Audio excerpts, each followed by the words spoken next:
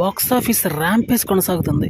దేవరా మూవీకి సెలవంటూ వచ్చిందంటే box office బద్దలైనట్టు ఆ రోజు అదే జరుగుతుంది. గాంధీ జయంతి రోజున సెలవు వచ్చింది కాబట్టి ఆ రోజు ఫుల్ ఆక్యుపెన్సీ. కలెక్షన్స్ మాత్రం ఆ రోజు చాలా బాగా వచ్చాయి. వీకెండ్లో మాత్రం ఎక్స్ట్రాడినరీ కలెక్షన్స్.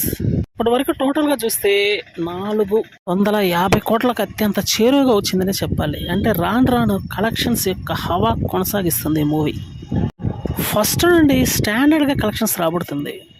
మధ్యలో హాలిడేస్ అంటే వచ్చినాయి, ఆక్యుపెన్సీ పెరుగుతుంది కాబట్టి అదే జరుగుతుంది. ఇప్పుడు ఆల్రెడీ దసరా హాలిడేస్ నడుస్తున్నాయి కాబట్టి ఈ 10 days కూడా అదిరిపోయే కలెక్షన్స్ వస్తూనే ఉంటాయి, అందులో డౌట్ లేదు. ఈ హాలిడేస్ అయిపోయేటప్పటికి అట్లీస్ట్ 600 crores కలెక్షన్స్ అయితే అనుకున్న విధంగానే సాధించే అవకాశం గట్టిగా ఉందని తెలుస్తుంది. అంటే ఈ మూవీ బ్లాక్ బస్టర్ హిట్ అందుకున్నటువంటి స్టేటస్ రన్ కంప్లీట్ అయిపోయిన తర్వాత ఈజీగా అర్థమైపోతుంది అందరికీ.